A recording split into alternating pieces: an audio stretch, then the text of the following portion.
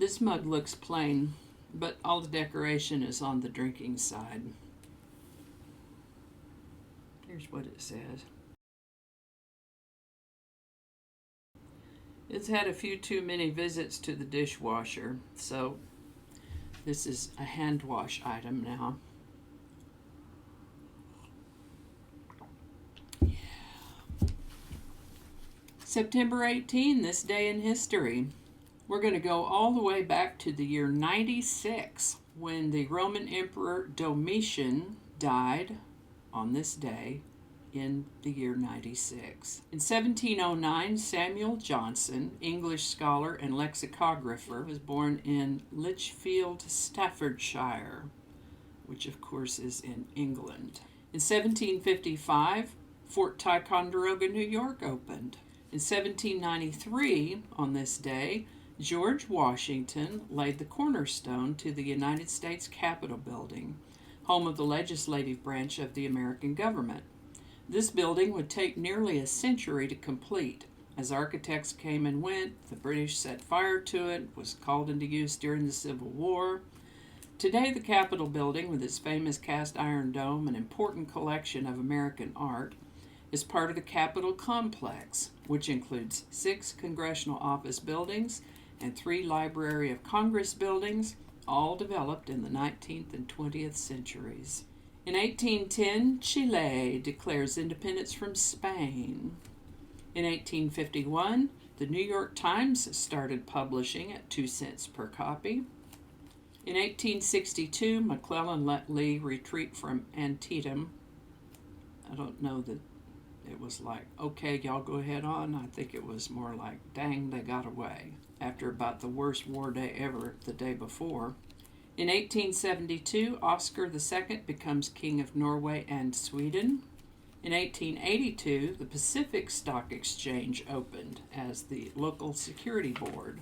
In 1905, Swedish actress Greta Garbo was born in Stockholm, Sweden. In 1927, the Columbia Broadcasting System went on the air, CBS.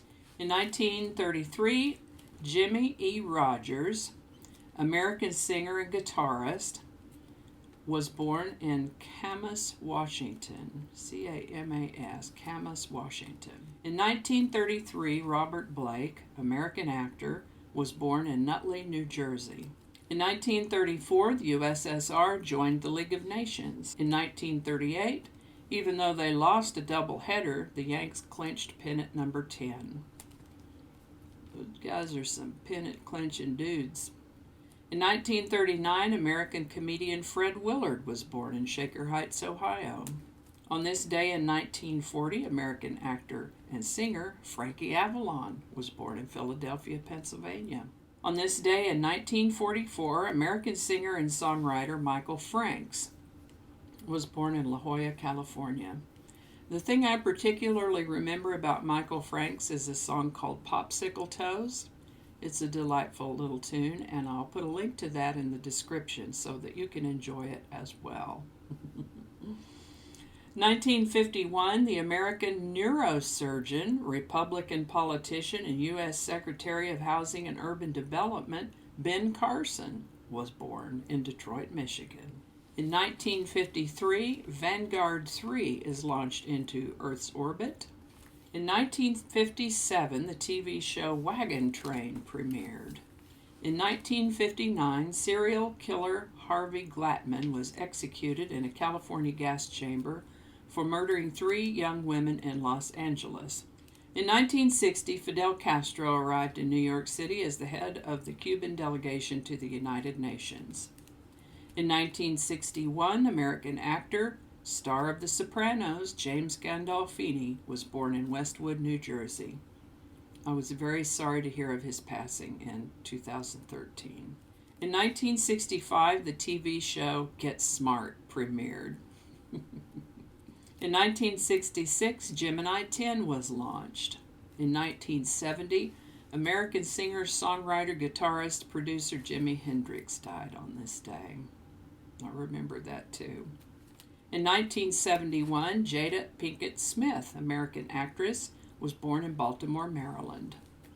In 1971, Lance Armstrong, American road cyclist, was born in Plano, Texas. In 1973, West Germany adopted the Deutschmark on this day. In 1976, more than 1 million people gathered at the Great Hall of the People in Beijing for the funeral of Mao Zedong, the leader of the Chinese Communist Party and chairman of the People's Republic of China since 1949. And one might wonder, did they love him that much, or did they just want to make sure he was really dead? I don't know. 1977, the U.S. Voyager 1 takes the first space photograph of the Earth and Moon together.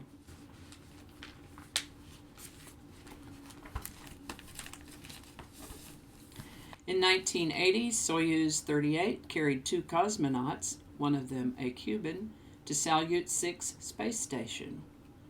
In 1981, on this day, the 20,000 car parking lot at Canada's West Edmonton Mall made the Guinness Book of World Records as the largest parking lot in the world.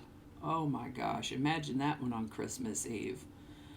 And how long must it take to get from the edge of the parking lot to the stores when that parking lot is full? In 1984, Joe Kittinger completed his first solo balloon crossing of the Atlantic Ocean. On this day in 1987, cesium-137 was removed from an abandoned cancer therapy machine in Brazil.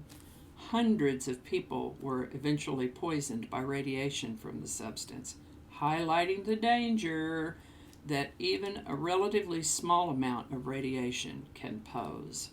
In 1998, the Internet Corporation for Assigned Names and Numbers, commonly known as ICANN, I-C-A-N-N, was founded on this date in 1998. And by golly, that's it for today. Well, that's everything I have for today. September 18, this day in history. As always, I'll put links to my sources in the description, as well as a link to that Michael Franks song, Popsicle Toes. I think you'll really enjoy that one. And a postal address in case you want to send me a coffee mug. Thank you so much for watching. Give it a like if you enjoyed this video. Subscribe if you haven't already, and feel free to share this video if you found it interesting. Thanks again, and I'll see you next time.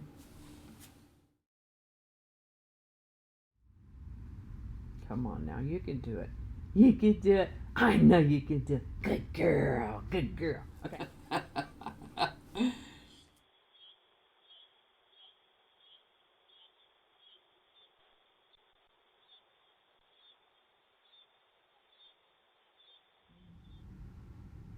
Don't make me squeak that pig again. Mean mama.